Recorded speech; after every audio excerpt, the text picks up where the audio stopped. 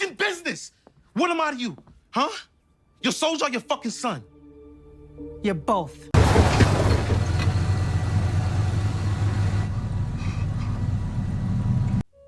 What's going on, my peoples? So I have a video for Kane Tejada. Basically, just mainly him. Cause the thing is, when it comes down to like Kane, I know a lot of people like compare him to like Kanan, in the sense, you see, I quite don't see it because I'm not saying that he didn't kill his uncle and stuff and because he killed his uncle because he was a snitch and stuff. But see, Kanan's case is kind of different because he killed Shawn because he was weak, and then he killed Jukebox because she was talking way too much about certain things that he wanted to keep hidden away from Tariq and stuff. So I mean, I just don't feel it. And on top of that, Kanan wants to be part of the family, while Kanan did not care. If you look at raising Kanan, when his mother Rock basically tricked him.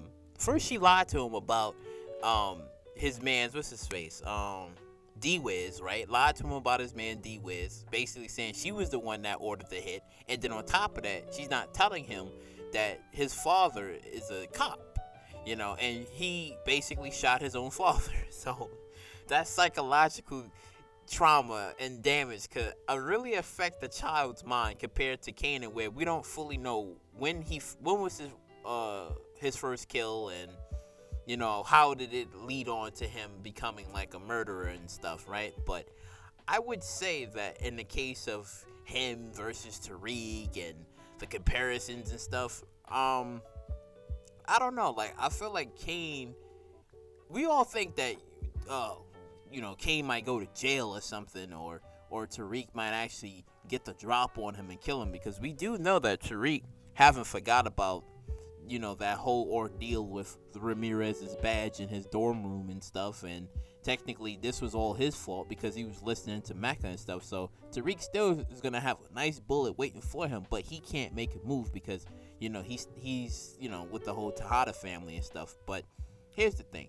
I was thinking where if he doesn't die, then I think the only person who probably might have any sort of significance might be Drew. Because in this scenario, it could be in the reverse. Because since Lorenzo went to jail, right, and Kane wants to be the one to step up, what if it's actually Drew is the one to take the fall and he goes to jail? Because this whole orchestra of the destruction of the Tejada family is going to happen eventually, because when you look at Monet's case, Monet probably might come to light of what Tariq is actually talking about on leaving the drug business in the game, and Lorenzo might not have it, because the death of Zeke is going to really impact her, and she's going to really feel a way about, maybe this drug shit isn't going to be the way, and Lorenzo's going to say, no, it is the way. You just have to see it and stuff. But on top of that, he's still going to be on eggshells because he killed Zeke instead of it being Mecca and stuff, right?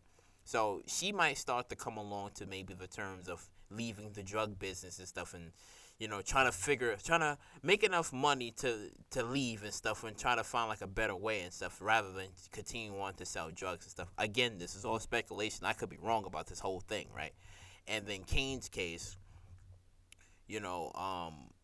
if, like I said before, if Kane does die, it could be out of protection. I think his sacrifice could be noble rather than it being, something from Tariq, but it could still be a manipulation, I should say, where if, let's just say, like, within season 3, like, there's a new threat that appears and stuff, and maybe it's something that it can't be handled, but Tariq basically manipulated it so that way Kane can die, right? I think he might die protecting the family rather than it being from just any random stray bullet and stuff, or something crazy can happen, right? Because I'm thinking, right, even though Tariq doesn't know about this, because it was basically like a Ghost and Tommy move, where basically Tommy had his father kill Mike Sandoval in prison, right?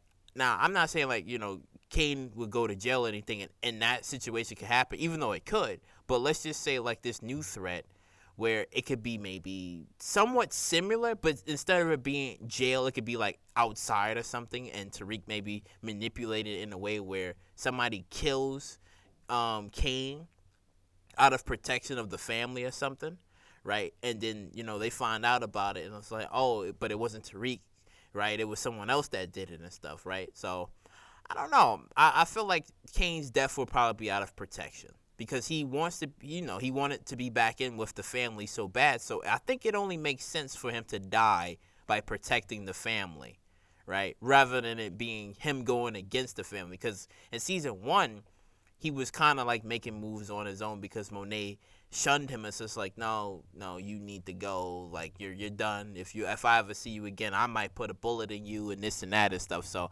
I think that it might not be that way. I think Kane probably might die from a noble sacrifice, and then Drew probably might go to jail. That's what I think. And then Diana, she's gonna be probably up in the wind and stuff. But then again, she could still catch a bullet for after the shit that she was saying back at that damn dinner table where she just exposed everything and technically caused this whole situation, right? So, that's a lot. That's a lot. But post your comments down below on what do you guys think on, Kane Tejada's like situation in season 3, because we know that this nigga still has like a hard on for Tariq and how he constantly wants this man dead and stuff. But not only that he wants him dead, it's because he wants Monet to see him more rather than being Tariq. Like, he wants to be the one that's smart and sophisticated. He wants to be the one that's out there like a better Tariq, but he can't be a better Tariq. There's only one Tariq because, again, he had all these people that was in his life, and he kind of picked up on certain aspects of what they was doing and stuff, because we all know that Tariq eventually wants to get out of the family and the drug business, but he still has multiple people ahead of him and these newer threats that's going to appear in season 3, because, again, we don't know who these people. Well, I know there's like synapses for them, but we have to wait for the season to appear so that way we can see what they're going to be doing and stuff, and if Tariq is going to be either friends with them or they're going to be doing their own thing. So we just going to have to wait and see on that. But when you look at Kanan's case, like when his final act in Power and stuff, and he died like a boss and stuff, see, it was a lesson for Tariq to learn at the time and stuff, where how he died and stuff, because he was like, listen, I'm not going back to jail. So he took the cops out. So even though he was dying, he took the cops out, but it wasn't out of any protection. It was just him, survival, right? It was just out of survival of him not trying to go back to jail and shit. So it was just, it was different. So I think it might happen. Kanan died out of survival, right? And Kane might die for protection. That's what I think. Because remember, he was willing to give himself up when he made that phone call to Monet. He was just like, listen, I don't know if I'm going to ever talk to you again or see you again, because he was afraid that Mecca was going to kill him and stuff, even though it wasn't going to happen. But he was afraid that it could have happened. So I'm thinking that is a teaser to what could come, maybe even in season 3, maybe season 4 or 5, that he might die out of loyalty and protection and stuff for the family and stuff. So that's what I think.